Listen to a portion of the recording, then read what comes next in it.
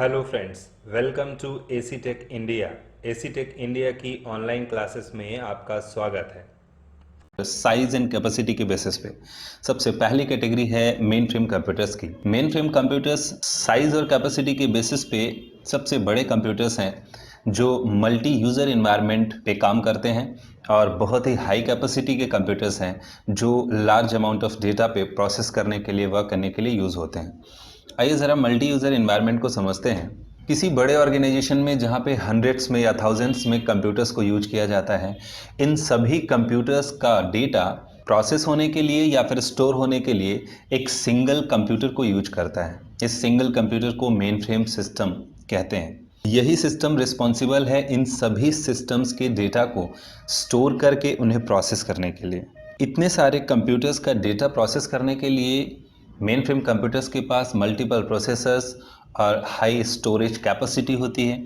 यही कारण है कि ये किसी बड़े ऑर्गेनाइजेशन के बड़े डेटा को प्रोसेस करने के लिए और उसे हैंडल करने के लिए यूज किया जाता है। मेन फ्रेम कंप्यूटर या मल्टी यूज़र इन्वायरमेंट में कनेक्ट किए गए सभी सिस्टम्स को टर्मिनल कहा जाता है। ये टर्मिनल दो कैटेगरी में डिफाइन होते हैं, एक डम टर्मिनल कहलाता है और एक इंटेलिजेंट टर्मिनल कहलाता है।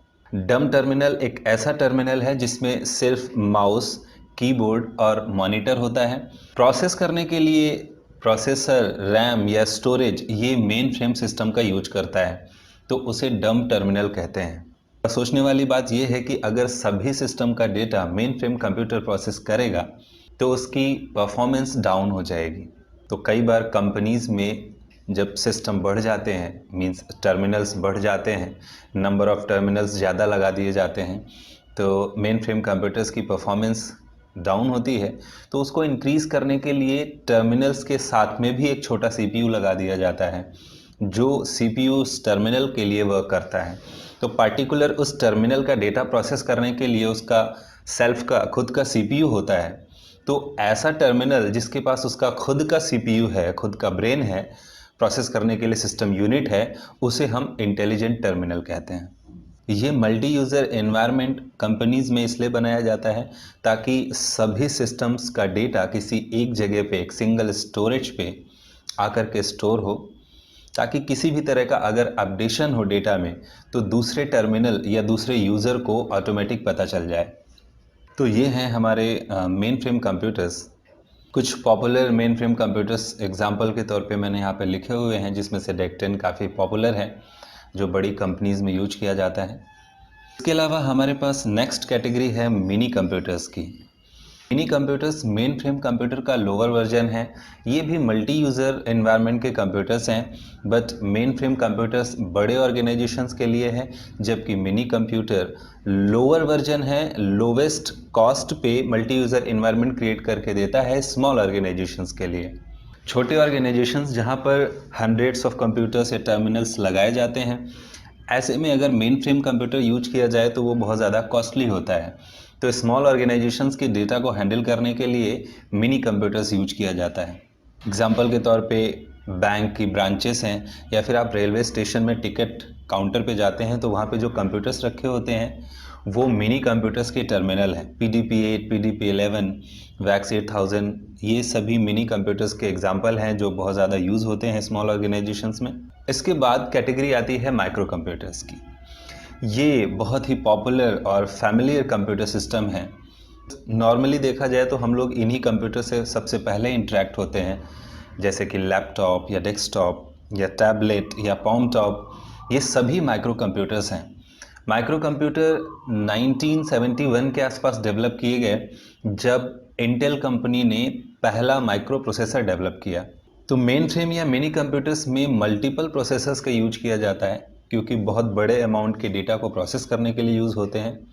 इसलिए हम उनको इंडिविजुअल यूज़ में या पर्सनल यूज के लिए इस्तेमाल नहीं कर पाते थे। 1971 के आसपास इंटेल कंपनी ने small single micro processor develop किया, और उस सिंगल माइक्रो प्रोसेसर का यूज करके स्मॉल साइज के कंप्यूटर्स बनाए गए, जो आजकल एजुकेशन या बिजनेस या एंटरटेनमेंट में हम लोग यूज करते हैं।